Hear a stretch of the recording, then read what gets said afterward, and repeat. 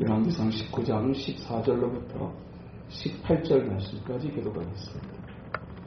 그가 대답하되 내가 만군의 하나님 여호와께 열심히 유배하오니 이는 이스라엘 자손이 주의 언약을 버리고 주의 제단을 헐며 칼로 주의 선지자들을 죽였으며오며 오직 나만 남았거늘 그들이 내 생명을 찾아 빼앗으려 하나이다.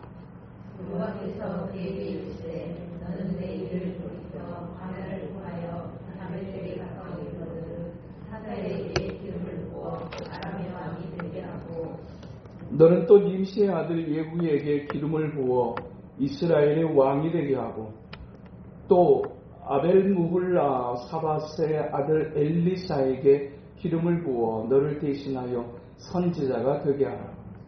하사엘의 칼을 피하는 자를 여호와가 주시고 예후의 칼을 피하는 자를 엘리사가 주시리라. 그러나 내가 이스라엘 가운데 7,000명을 남기리니 다 바알에게 무릎을 꿇지 아니한 다 바알에게 입맞추지 아니한 자니라. 아멘. 갈멜산에서의 놀라운 승리를 이루고 난 다음에 전혀 예상하지 못했던 일로 엘리야가 영적인 침체를 경험합니다. 그 놀라운 역사를 이루고 난 다음에 사람이 이렇게까지 떨어질 수 있는가에 대하여 엘리야를 통해서 우리에게 그것을 잘 보여줍니다. 그래서 이런 말이 있습니다. 승리의 쇼크를 대비하라. 사람이 언제 쇼크를 먹고 언제 침체를 경험하게 되느냐? 그것이 어떤 실패의 연성 속에 있을 때가 아니라 오히려 승리를 맛본 후에 그리고 어떤 성과를 이루고 난 다음에 생각지도 못했던 곳에서 쇼크를 받게 되는 것, 그것이 사람일 수 있는 것을 오늘 우리에게 잘 보여줍니다. 엘리야도 역시 하늘에서 불을 내리고 3년 6개월 동안 내리지 않던 비를 내리게 하는 그 놀라운 역사를 이루셨음에도 불구하고 어디에 쇼크를 받게 되느냐? 이세벨의 말 한마디에 내일 이맘때까지 내가 그 엘리야를 잡아 죽이지 않으면 내가 하나님 앞에, 내가 나의 신 앞에 그렇게 죽기를 원한다. 곧 자기 목숨을 걸고 내가 엘리야를 잡아서 처리하겠다라고 하는 그 이세벨이라고 하는 그 아합의 아내, 그 우상을 숭배하는 그 여인의 말 한마디에 그렇게 마음이 녹아 이스라엘에서 부엘세바까지 약 100km가 되는 거리를 그는 정신없이 뛰어갑니다. 그리고 거기에 이제 부엘세바에 도착했을 때 광야를 앞에 두고 그의 사환을 거기 머무르게 하면서 그는 광야로 또 깊이 들어가 로뎀나무 아래에 머물렀을 때 거기서 그는 하나님 나를 죽여주십시오. 죽고 싶습니다. 죽고 싶습니다. 사람이 어느 정도의 한계를 넘어가게 되게 될 때 사람은 죽음을 생각하게 됩니다. 과도한 스트레스가 도를 지나치게 하게 되게 될 때 사람의 영혼이 또 정신이 병들 수 있고 그리고 자기가 감당할 수 있는 어떤 그런 도를 넘어서 버리게 될 때 사람은 비로소 그때 죽음을 생각하게 되는 것을 볼 때 이 엘리야가 얼마나 큰 스트레스와 충격 속에 사로잡혀 있는가 하는 것을 볼 수 있습니다. 네가 그래도 엘리야가 아니냐? 네가 갈멜산에서 불을 내렸던 850대 1의 싸움을 네가 이겼던 엘리야가 아니냐? 네가 3년 6개월 동안 내리지 않던 비를 내리겠던 엘리야가 아니냐? 하나님께서 이렇게 말씀하실 것 같지만 하나님이 그렇게 말씀하지 않으십니다. 사람이 어디까지 강력해질 수 있는가 하면 또 하나님은 어디까지 떨어질 수 있는 존재인가 하는 것을 너무나 잘 아시는 하나님이셨기에 그렇게 지쳐 쓰러져 있는 엘리야를 하나님은 천사를 보내셔서 이제 떡을 주어 먹게 하고 또 쉬게 하고 자게 하고 또 떡을 주어 먹게 하고 그렇게 하면서 이제 며칠 몇 날을 그렇게 회복의 시간들을 갖게 하십니다. 그 회복의 힘을 그리고 또 하나님께서 단순한 성령의 은혜와 능력만이 아니라 음식물을 공개함으로 말미암아서 그가 영적으로 육적으로 강건하게 하시고 난 다음에 그 음식물의 힘을 힘입어 그가 이제 하나님의 산 호렙으로 뛰어가기를 시작하는데 그 하나님의 산 호렙산을 뛰어가는데 40주야를 걸쳐서 그 호렙산에 뛰어갔다라고 성경은 기록합니다. 이 부엘셰바에서 호렙산까지의 거리가 약 320km입니다. 320km가 되는 거리를 그냥 하나님이 주시는 회복의 은혜를 힘입어서 그가 막 정신없이 뛰어가서 하나님에서 호렙에 이르게 될 때 하나님께서 이제 그 산에 머물러 있는 그 산에 있는 한 동굴에 머물러 있는 엘리야를 불러내시더니 하나님께서 이제 세 가지의 놀라운 역사를 보여주십니다. 그것은 크고 강한 바람이었습니다. 어느 정도의 강한 바람이었느냐를 오늘 성경 11장 이제 오늘 본문 열왕기상 19장 11절에서는 그 크고 강한 바람이 산을 가르고 바위를 부숴버렸다라고 기록할 정도로 엄청나게 강력한 바람으로 그런 어떤 바위를 부숴버리는 그런 대단한 역사를 보여주십니다. 그런데 특이한 것은 그렇게 강한 바람, 바위를 부숴버릴 정도의 강한 바람이 계셨지만 바람 가운데 여호와께서 계시지 아니하며라고 기록합니다. 그리고 난 다음에 큰 지진이 일어났는데 그 지진 가운데도 여호와께서 계시지 아니하십니다. 그리고 그 다음에 불이 임하게 되어지는데 그 불이 있으나 불 가운데서도 여호와께서 계시지 아니했다라고 기록합니다. 적어도 우리가 하나님의 능력 하나 생각하게 되게 될 때 하나님은 바위를 갈라버릴 정도의 강력한 바람의 능력을 가지고 계시는 분. 하나님의 능력을 생각할 때 땅의 터가 흔들리게 만들고 땅을 갈라지게 만들어버리는 놀라운 하나님의 능력을 지진을 통해서 경험하게 생각할 수 있습니다. 또 하늘에서 불을 내려서 갈멜산에 이제 재물을 태웠듯이 하나님께서 강력한 어떤 그런 불의 역사로 또한 이 땅 가운데서 임하실 거라고 하는 사람들의 생각들이 있을 수 있습니다. 적어도 하나님 정도 내시게 되게 되면 그 정도의 바람을 일으키시고 그 정도의 지진을 일으키시고 그 정도의 불을 내리실 수 있는 정도의 하나님이라고 생각할 수 있는데 정작 하나님은 거기에 계시지 아니했다라고 말씀합니다. 무슨 얘기일까요? 하나님의 역사는 사람들이 생각하는 하나님이 이렇게 역사하지 않으실까라고 하는 사람의 기대를 따라 역사하시는 분이 아니시고 오히려 그 사람에게 가장 필요한 것을 따라 또한 가장 적절한 모습으로 임하시는 하나님. 물론 크고 강한 바람을 통해서도 역사하시고 지진을 통해서도 역사하시는 하나님이셨던 것을 이스라엘의 역사를 통해서 우리에게 보여주십니다. 또한 갈멜산에서 친히 이제 엘리야의 기도를 통해서 하늘에 불을 내리셨던 것처럼 하나님은 그렇게 강력한 능력으로 또 역사하시는 하나님이 맞습니다. 그러나 때로 하나님은 그렇게 사람들이 생각하는 이렇게 하지 않으실까라고 하는 일방적인 어떤 그런 편견이나 선입견을 따라 일하시는 분이 아니라 그 사람에게 가장 적절한 상태를 따라서 역사하시는 하나님이시다. 지금 이 엘리야의 상태는 사실 하늘에서 불을 내리던 그 갈멜산에서의 기계가 충만한 그런 엘리사의 모습이 아니었습니다. 3년 6개월 동안 내리지 않던 비를 내리게 했던 그렇게 강력한 기도의 사람의 상태가 사실 호렙산에 머물러 있는 엘리야의 영적인 상태는 그렇게 되지 못했었습니다. 오히려 이 엘리야의 상태는 그렇게 강력한 어떤 역사하심을 따라서 나아갈 수 있을 정도의 상태가 아직 되지 못하는 것을 너무나 잘 아시는 하나님께서 오히려 세미한 가운데 조용하게 있는 그 새 중에 세미한 소리로 하나님께서 엘리야에게 말씀하기 시작합니다. 엘리야의 이 상태를 따라서 하나님은 역사하시듯이 하나님은 이 밤에도 우리에게 각 사람의 상황과 또 형편과 상황을 따라서 상태를 따라서 역사하시는 하나님이신 것을 말씀하고 계시는 것입니다. 우리가 기대하는 것보다 또 내가 알고 있는 내가 때로는 정확하게 파악이 되지 않을 때 하나님은 나의 상태를 정확하게 파악하고 계시고 그리고 내게 꼭 필요한 모습으로 역사하시는 하나님.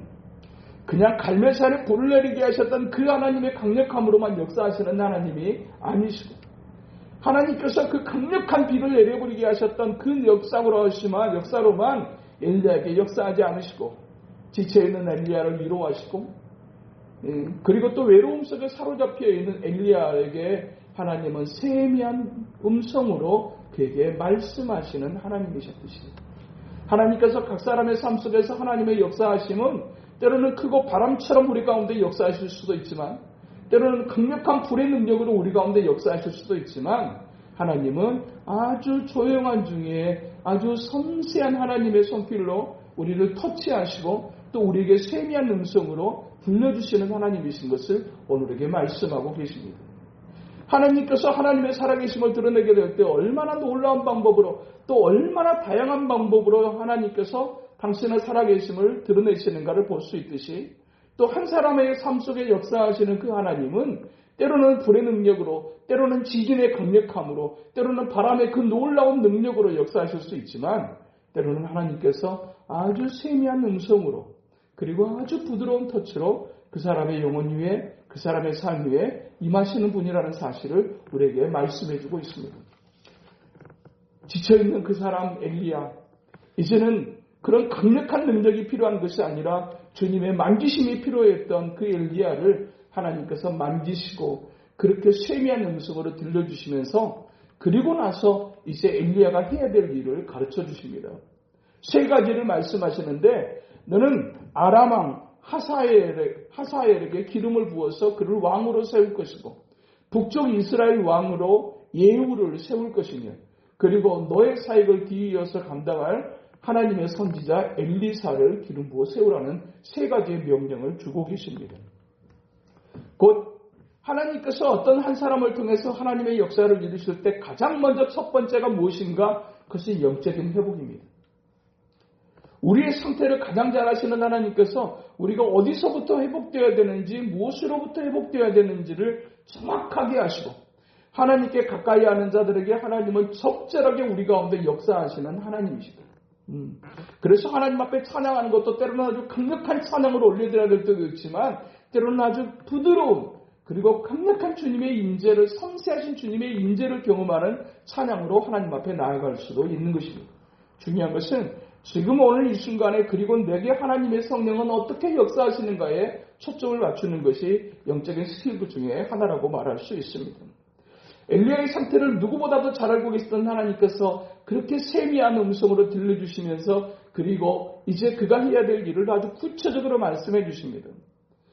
이와 같이 영적인 회복을 이루고 난 다음에 하나님은 또한 사명을 감당할 수 있도록 하나님은 한 사람의 삶을 이끌어 가시는 분이신 것을 말씀하시는데 아람 왕 하사엘에게 기름을 붓고 북쪽 이스라엘 왕 예후에게 기름을 부어 세우고 그리고 선지자 엘리사를 세울 것을 말씀하시는 이 하나님의 모습 속에서 우리가 발견하게 되는 것은 하나님은 새로운 계획을, 새로운 미래를, 새로운 시대를 준비하시는 하나님이신 것을 오늘에게 말씀하고 있는 것입니다.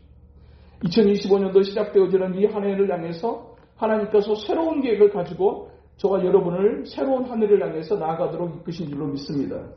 하나님께서 이제 어떻게 하나님께서 이 한 해 속에 어떤 일을 이루실지를 우리는 다 알지 못하지만 하나님은 우리를 결코 막연하게 계획 없이 우리를 이 새로운 한 해 속으로 이끄시는 분이 아니라 분명한 계획을 가지시고 그리고 그 계획 속에서 하나님은 하나님의 사람들을 또한 새로운 시작을 할 수 있도록 이끄시고 인도하시는 분이신 것을 오늘에게 말씀하고 있습니다. 오늘도 새로운 이제 한 해 앞에 하나님께서 새로운 일을 행하시는 그 하나님을 기대하면서 이 하늘을 향해 나아가는 저와 여러분 될 수 있게 되기를 주님의 이름으로 축복합니다. 그러면서 또한 이 엘리야가 가지고 있는 결정적인 연약함 하나를 하나님은 보셨습니다. 그것은 엘리야가 가지고 있는 그 치열한 삶 속에 느끼고 있는 영적 외로움이었습니다. 네가 어찌하여 여기 있느냐라고 주님께서 물으시게 될 때 엘리야의 대답이 오늘 우리가 읽었던 14절에 이제 내가 하나님 앞에 내가 어떤 삶을 살았는지 내가 하나님 앞에 열심히 유배를 했으며 그리고 이런 주의 이스라엘 자손이 주의 언약을 버리고 주의 제단을 헐며 주의 선지자들을 칼로 죽였습니다. 그러면서 그가 하는 고백 중에 하나가 뭐냐면 오직 나만 남았거늘 오직 나밖에 없습니다 라는 고백이었어요. 자기밖에 없다라는 생각, 그 영적인 외로움에 시달리고 있는 엘리야를 정확하게 보셨던 하나님께서 그 하나님께서 하시는 말씀이 오늘 본문 우리가 읽었던 마지막 절에 그러나 내가 이스라엘 가운데 7,000명을 남기리니 다 바알에게 무릎을 꿇지 아니하고 다 바알에게 입맞추지 아니한 자니라고 말씀합니다.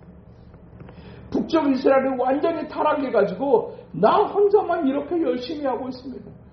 정말 하나님 앞에 어떤 열심의 특심을 가지고 일하시는 분들이 갑자기 어느 순간 영적 탈진을 경험할 수 있어요. 정말 막 열심히 막 하다가 갑자기 어느 날 순간적인 어떤 현타를 느낄 때가 있단 말입니다. 그러면서 이제 오게 되는 한 가지, 내가 이렇게까지 나 혼자 할 필요가 있는가라고 하는 그런 영적 탈진 증세를 보일 수 있게 되는 거예요. 그와 같이 영적 탈진 상태를 경험했던 이 엘리야는 하나님 앞에 나밖에 없습니다. 나만 이러고 있습니다. 라고 이야기하게 될 때 하나님께서 바알의 무릎을 꿇지 않냐는 7천의 용사를 예비하셨다라는 사실을 엘리야에게 말씀하고 있습니다. 진정으로 하나님의 기뻐하시는 영적인 싸움은 결코 혼자의 힘으로 싸워낼 수 없는 거라는 사실을 하나님은 우리에게 말씀하고 계시는 것입니다. 새로운 시대를 열어가고 그리고 정말 새로운 어떤 그런 시대를 위해서 우리가 힘써야 되고 회복해야 될 초점을 맞춰야 될 중요한 하나의 요소가 있다면 그것은 영적 교제를 회복하는 것입니다. 혼자의 힘으로 뭔가를 해낼 수 있는 그와 같은 인생은 존재하지 않는다. 입새의 도움 없이 피는 꽃이 없는 것처럼 누군가의 도움이 없이 나아갈 수 있는 인생은 없다라는 얘기입니다. 하나님의 영적인 사명도 마찬가지입니다. 아람 왕을 세워야 되고 이스라엘 왕을 세워야 되고 선지자를 세워야 되는 이제 새로운 어떤 사명을 부여받았던 이 엘리야가 회복해야 될 한 가지가 있었다면 그것은 영적 공동체, 교제 공동체를 회복할 수 있어야 된다는 사실을 말씀하고 있는 것이고요. 함께 연합한다라고 하는 것, 혼자서도 이 밤에 얼마든지 기도할 수 있습니다. 그럼에도 불구하고 우리가 이 밤을 정하고 이 밤에 또 함께 모여서 기도하는 이유가 무엇일까요? 그것은 하나님이 기뻐하시는 새로운 시대를 위해 우리가 해야 될 것은 혼자만의 힘이 아니라 함께하는 힘을 통해서 새로운 시대를 준비하고 열어갈 수 있다는 사실을 오늘 우리에게 말씀하고 계시는 것입니다. 그냥 12명, 그냥 예수님께서 정하셨던 그 12명 가운데 가룟 유다를 빼고 11명으로 얼마든지 새로운 시대를 열어갈 수 있을 것처럼 보였지만 주님은 그렇게 새로운 시대를 열어가지 않으셨어요. 내가 너에게 약속한 그 하나님의 성령이 임하기까지 너희는 예루살렘을 떠나지 말고 거기서 내가 약속한 것을 기다리라고 말씀하시면서 새로운 시대를 준비하게 하셨어요. 그 새로운 시대를 준비했던 사람이 오순절날 마가이드라 땅에 120명의 성도들이었다고 말씀해요. 그냥 11명, 그냥 단촐한 그들을 통해서가 아니라 120명의 성령 받은 하나님의 사람들을 통해서 새로운 시대를 열어가기를 원하셨던 하나님의 역사하심. 그리고 그들이 성령을 받고 난 다음에 했던 일이 무엇이었습니까? 사도행전 2장 46절에 47절에 보면 이렇게 기록해요. 날마다 마음을 같이하여 성전에 모이기를 힘쓰고 집에서 떡을 떼며 기쁨과 순전한 마음으로 음식을 먹고 하나님을 찬미하며 온 백성의 칭송을 받으니 주께서 구원받은 사람을 날마다 더하게 하시니라. 날마다 구원받은 하나님의 사람들이 더해지기 전에 하나님께서 먼저 하셨던 일은 그들을 영적으로 회복시키시는 일이었고 그 성령의 은혜를 경험하게 하시는 일이었어요. 그리고 성령의 은혜를 경험하니까 그들이 뿔뿔이 흩어졌던 그들이 다시 모여서 날마다 모이기를 힘썼고 날마다 같이 떡을 떼는 교제 공동체로서의 모습을 이루었다라는 얘기입니다. 그렇게 그들이 이제 연합하는 어떤 그런 그리고 하나 되는 어떤 그와 같은 모습들을 통해서 하나님 앞에서 정말 하나님이 기뻐하시는 영적 삶을 추구하게 되게 될 때 하나님께서 주변에 있는 사람들로부터 칭찬을 받을 뿐만 아니라 구원받은 사람들, 하나님의 사람들이 더 많아지도록 날마다 더해지도록 역사하셨다고 말씀하고 있는 것입니다. 우리의 삶 속에 공동체, 교회 공동체만의 부흥이 아니라 우리의 삶의 부흥도 필요한 줄로 믿습니다. 우리의 가정의 부흥의 역사도 있어야 될 줄로 믿습니다. 우리 가정에서도 역시 우리의 자녀들을 통해서 우리의 가족들을 통해서 하나님께서 계획하시는 일들이 이제 날마다 이제 회복되어지고 부흥의 역사를 향해 나아갈 수 있어야 되는데 그 일을 위해서 가장 중요한 전제가 무엇이냐? 그것은 회복입니다. 탈진되어 버리는 우리의 영적인 상태를 회복하고 그리고 변화된 그 모습으로 우리가 나아가게 될 때 하나님은 그 다음에 부흥의 역사를 준비하시는 하나님이신 것을 말씀하고 있어요. 혼자의 힘으로 너무너무나 힘겨운 영적인 싸움을 싸웠던 이 엘리야. 그러나 더 이상 이제 혼자의 힘으로 감당할 수 없는 것을 아셨던 하나님께서 7,000명의 용사와의 교제 회복을 말씀하시고 그들과의 긴밀한 영광관계 속에서 새로운 시대를 준비해 갈 수 있도록 역사하셨던 하나님은 오늘도 역시 우리를 향해서 새로운 시대를 준비하고 또 새로운 시대를 위해서 우리가 해야 될 모습이 어떤 것인가를 말씀해주고 있는 것입니다. 하나님께서 생각하지도 못했던 하나님께서 이제 새로운 계획들을 우리에게 이 표와 함께 주셨습니다. 이제 일어나서 한 걸음 더 나아가 이제 하나님이 기뻐하시는 예비하시는 이제 지경이 넓혀지는 그런 역사를 또 우리의 삶 속에서 우리의 가정 속에서 우리 자녀들을 통해서 이제 이루어나시게 되는 그 날을 위해서 또 교회 공동체를 통해서 유기적인 영광성 속에서 영육간의 그와 같은 일을 행하시게 될 때 우리가 힘써야 될 일이 무엇인가? 오늘도 영적인 새로운 시대를 위해서 또한 준비하고 계시는 하나님을 기대하고 그리고 그 하나님 앞에서 정말 영적인 이제 연합들을 이루고 그렇게 또 하나님 앞에서 약속하신 성령을 구하게 되게 될 때 하나님은 새로운 시대를 하나님의 능력으로 이끌어 가실 거라고 말씀하시는 줄로 믿습니다.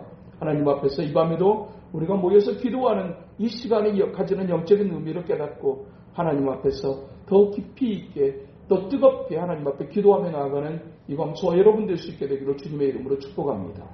그러고 가신 하나님 아버지, 새로운 시대를 열어가고자 하게 될 때 하나님께서 어떤 영적인 원리를 따라서 이끌어가고 계시는지를 탈진한 엘리야를 통해서 우리에게 보여주신 아버지 하나님 감사합니다.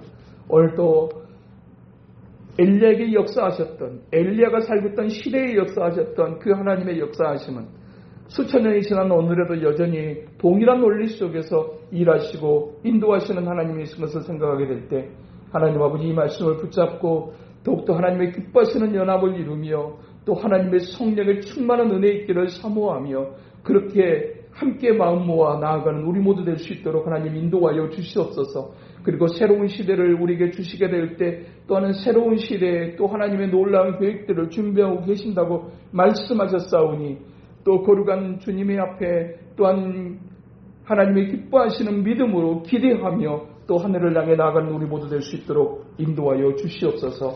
이 밤에도 우리가 기도하게 될 때 하나님의 거룩하신 성령으로 충만하게 임재하여 주셔서 성령 안에서 우리가 또한 이 밤에 기도할 수 있도록 하나님 도우시고 인도하여 주시옵소서.